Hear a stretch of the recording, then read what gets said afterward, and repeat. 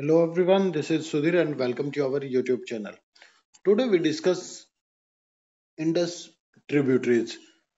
पिछली जो क्लास थी उसके अंदर हमने जो डिस्कस किया था वो इंडस रिवर के बारे में डिस्कस है वो किया था।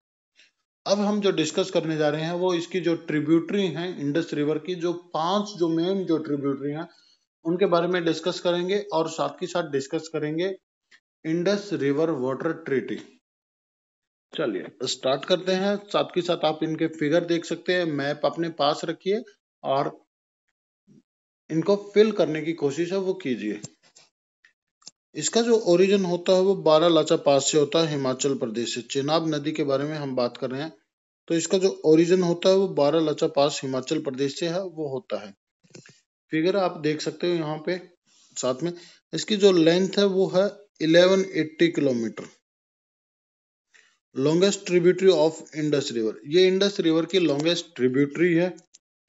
और जो चेनाब जो नदी है वो दो नदियों के मिलके बनी है। चंद्र प्लस में भागा, चंद्र प्लस में भागा दो नदियों के मेल से मिली है और इसको चंद्र भागा भी कहा जाता है। कहाँ पे? हिमाचल प्रदेश में। और यहाँ पे एक प्रोजेक्ट बने हुए हैं, दो प्रोजेक्ट हैं। एक तो सलाल प्रोजेक्ट है, ये इंपॉर्टेंट है, काफी बार पूछा जा सकता है कि जो सलाल जो प्रोजेक्ट है वो किस रिवर के ऊपर बना हुआ है। और एक है दुलहस्ती। ये दो प्रोजेक्ट हैं जो चेनाब रिवर के ऊपर बने हैं। इसका ओल्ड नेम की बात करूं तो मैं अक्सकनी है या फिर इसको चंद्रा भागा के नाम से भी जाना जाता है। और यहीं पे बना हुआ है रेलवे का हाईएस्ट रेलवे ब्रिज, ठीक है ना, जो अभी कंस्ट्रक्शन में है और लगभग कंप्लीट भी हो गया होगा। और ये गोर्ज बनाती है, ठीक है। It formed A गोर्ज near the Pir Panjal range. जो पीर पंजाल रेंज है उसके आसपास ये किसका निर्माण करती है? एक गोर्ज का निर्माण है वो करती है। यहाँ पे आप देख सकते हो ये रही आपकी चेनाब रिवर, ये आपकी चेनाब रिवर, ठीक है ना। ये है चेनाब रिवर, आप ऐसे इसको फिल कर सकते हो। सेकंड जो ट्रिब्यूटरी आती है वो है झेलम। वो कौन सी है? झेलम है। झेलम का जो ओरिजिन होता है वो वेरी नाग से होता है। कहाँ से होता है? वेरी नाग जो लेक है वहां से होता है। ये जम्मू कश्मीर के अंदर, ये जम्मू कश्मीर में है। इसकी लेंथ की यदि मैं बात करूं तो 725 किलोमीटर है। कितनी है? 725 किलोमीटर। ये रही आपकी, ये है। और इसका ओल्ड नेम है Vitasta. It pass through the Wular lake. जो वुलर जो झील है वहां से ये, वुलर लेक से है ये पास होती है। और वुलर लेक हमारे देश की सबसे बड़ी मीठे पानी की लेक है, फ्रेश वाटर लेक है। और ये भी कहाँ पे है? श्रीनगर में है। It join the Chenab Pakistan. और ये चेनाब को ज्वाइन करती है, चेनाब के अंदर मिल जाती है पंजाब में, नो सॉरी पाकिस्तान के अंदर जाकर ये मिल जाती है। कहाँ पे? चेनाब नदी में। इट फॉर्म्ड ए मेंडर्स इन कश्मीर। कश्मीर के अंदर ये मेंडर्स का निर्माण करती है या जो मेंडरिंग है वो करती है। मेंडरिंग क्या होती है? आप एक ये ऐसी एक स्ट्रक्चर बनाते हैं, ये दिस इज मेंडरिंग। इस टॉपिक को हम डिस्कस करेंगे जब रिवर ड्रेनेज, जब रिवर की लैंड फॉर्म्स करेंगे, रनिंग वाटर की जब लैंड फॉर्म्स करते हैं तो वहां पे आपको देखने को मिलता है। और it formed a deep valley. ये की डीप वैली का निर्माण करती है जिसको बास मंगल के नाम से जाना जाता है। किस नाम से जाना जाता है? बास मंगल के नाम से जाना जाता है कि गहरी जो वैली है उनका निर्माण करती है। फॉर्म्ड ए डैम।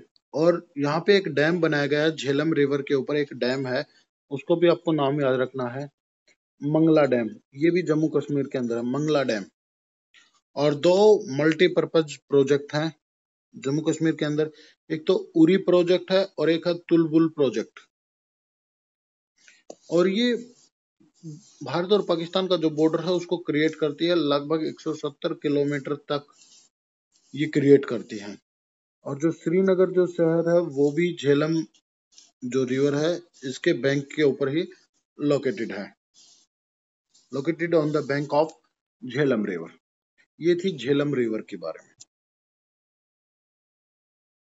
अब आते हैं रावी। रावी रिवर।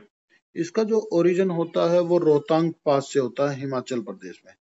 हिमाचल जो प्रदेश है वहां पे जो रोहतांग पास है वहां से होता है, और इसकी जो टोटल जो लेंथ है वो 720 किलोमीटर है। और इंडिया में ये जो फ्लो करती है वो 341 किलोमीटर है। It flow in Chamba valley. Chamba valley से फ्लो करती है। ये कहाँ पे है? ये भी आपकी हिमाचल प्रदेश में है, चंबा वैली। और ये चेनाब को ज्वाइन करती है सरिया, सरिया में। जो सरिया है वहां पे आके, सरिया हिंद में आके ये ज्वाइन करती किसको? चेनाब को। क्लियर है? अब आपको बताना है सरिया सिंध ये कहाँ पे आता है भाई? पंजाब का है, राजस्थान का है, या पाकिस्तान का है? तो ये आपको मुझे कमेंट करके बताना है। ये रही आपकी कौन सी? रावी नदी। और इस पे एक प्रोजेक्ट बना हुआ है, थीन प्रोजेक्ट। क्या है? थीन प्रोजेक्ट है, वो बना हुआ है यहाँ पे। This is the very important. ठीक है ना? ये मैप था इसका, वो मैंने आपको दिखा दिया। आगे देखें। अब हम व्यास रिवर के बारे में बात करेंगे। जो व्यास रिवर है उसके बारे में। इसका जो ओरिजिन होता है वो व्यास कुंड से होता है भाई। जो व्यास कुंड है वहां से इसका जो ओरिजिन है वो होता है। और ये कहाँ पे है? ये है हिमाचल प्रदेश में। और रोहतांग जो पास है उसके पास ही पड़ता है। और इसकी जो लेंथ है वो है 460 किलोमीटर। कितनी है? 460 किलोमीटर है। और इसका जो ओल्ड नाम है वो है विपासा। क्या है? विपासा नाम है। और कई जगह बिपाशा भी मिलेगा, बी भी मिल सकता है आपको। This river join Sutlej. ये सतलुज नदी को ज्वाइन करती है। ये जो नदी है वो सतलुज रिवर को क्या करती है? ज्वाइन करती है। कहाँ पे? इन पंजाब। जो हैरी के जो स्थान है वहां पे, होशियारपुर जो डिस्ट्रिक्ट है वहां पे आके ये ज्वाइन करती है किसको? आपकी सतलुज रिवर को। और ये फ्लो करती है in Kullu valley. It flow in Kullu valley. ये जो कुल्लू वैली है ये भी कहाँ पे है? ये कुल्लू वैली है आपकी कहाँ पे? हिमाचल प्रदेश में ही। आगे देखिए। Enter in plain area. ये प्लेन एरिया में एंटर करती है। वो जो स्थान है वो है तलवाड़ा, पंजाब में ही। ठीक है? जो तलवाड़ा जो स्थान है वो पंजाब के अंदर है। वहां पे ये पहली बार जो मैदानी जो भाग है उनके अंतर्गत आती है। Only one river flow in India. और ये एकमात्र एक ऐसी रिवर है जो इंडिया के अंदर फ्लो करती है, जो इंडस की ट्रिब्यूटरी है। एकमात्र नदी। नहीं तो और बाकी जो नदियां हैं वो सारी की सारी कहाँ पे फ्लो करती हैं? इंडिया में भी, पाकिस्तान में भी, और तिब्बत के अंदर आकर वो फ्लो करती हैं। इन हैरी के बैराज। हैरी के जो बैराज है वहां पे इसका जो ओरिजिन होता है वो होता है इंदिरा गांधी कैनाल। जो हैरी के जो बैराज है वहां से ओरिजिन होता है किसका? इंदिरा गांधी कैनाल का। फिर यदि मैं बात करूं एम्स की, इसका जो उद्देश्य है वो है इरिगेशन के लिए। इरिगेशन पर्पज के लिए इसका जो इस्तेमाल है वो किया जाता है, इंदिरा गांधी कैनाल का। अगली आती है, लास्ट आती है आपकी सतलुज रिवर। सतलुज रिवर में यदि मैं बात करूं तो ये, इसका जो ओरिजिन होता है वो राक्षस ताल से होता है। और ये है प्लेट्यू ऑफ तिब्बत में। जो मानसरोवर जो लेक है वहां पे है ये स्थान। और वहां से इसका जो ओरिजिन है वो होता है। लेंथ की यदि मैं बात करता हूं तो इसकी जो लेंथ है वो है 1450 किलोमीटर, 1450। और इंडिया के अंदर ये जो फ्लो करती है वो 1050 किलोमीटर ही ये फ्लो करती है।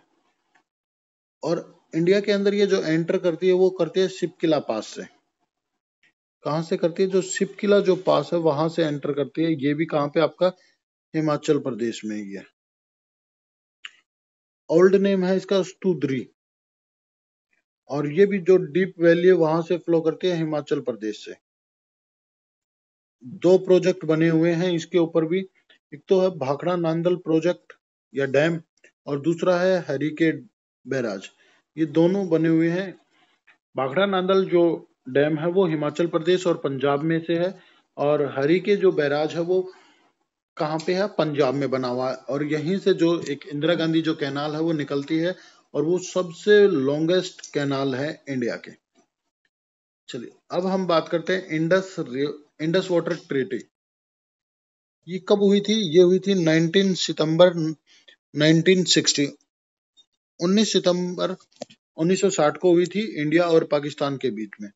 और पाकिस्तान के शहर कराची के अंदर है वो हुई थी। और ये किसने कराई थी इसको? By World Bank. World Bank इसके हेड था उस समय। जो वर्ल्ड बैंक था जिसने कंडक्ट कराई थी, वो वर्ल्ड बैंक था जिसने इसको कंडक्ट कराई थी। इसने ये कहा कि जो ईस्ट वाली जो रिवर है, ईस्ट वाली मतलब जो नीचे वाली जो रिवर है तीन, उन पे रावी, व्यास और सतलुज, इन पे full control of India, India का फुल्ली कंट्रोल रहेगा। बाकी जो वेस्ट वाली जो तीन रिवर जो बच गई, इंडस, झेलम और चेनाब, उनको कंट्रोल करेगा पाकिस्तान। और ये कहा कि इंडिया, ये जो वेस्ट वाली जो रिवर है, झेलम है, इंडस है, चेनाब है, इनमें किसी प्रकार का वाटर का यूज नहीं कर सकता इंडिया। चाहे वो डोमेस्टिक यूज की बात करें, चाहे मैं इंडस्ट्री की बात करूं, चाहे वो मैं एग्रीकल्चर की बात करूं। तो यहाँ पे इंडिया ने एक प्रोजेक्ट शुरू कर दिया पन बिजली बनाने के लिए, हाइड्रो इलेक्ट्रिसिटी बनाने के लिए एक प्रोजेक्ट स्टार्ट किया, जिस प्रोजेक्ट को कहा जाता है ROR, run of river project. ये शुरू किया। और ये किसने स्टार्ट किया? इंडिया ने शुरू किया। और इसका उद्देश्य क्या है? हाइड्रो इलेक्ट्रिसिटी बनाना, कि बहते हुए जल से क्या बनाना? बिजली बनाना। ये उसका उद्देश्य था इस प्रोजेक्ट का। उम्मीद करता हूं कि आपको ये समझ आया होगा। इंडस रिवर और उसकी जो ट्रिब्यूटरी थी वो मैंने कंप्लीट करा दी है। किसी को कोई चीज पूछनी हो तो आप मेरे से कमेंट करके पूछ सकते हैं आप। जब तक के लिए thank you and thank you very much बेटा।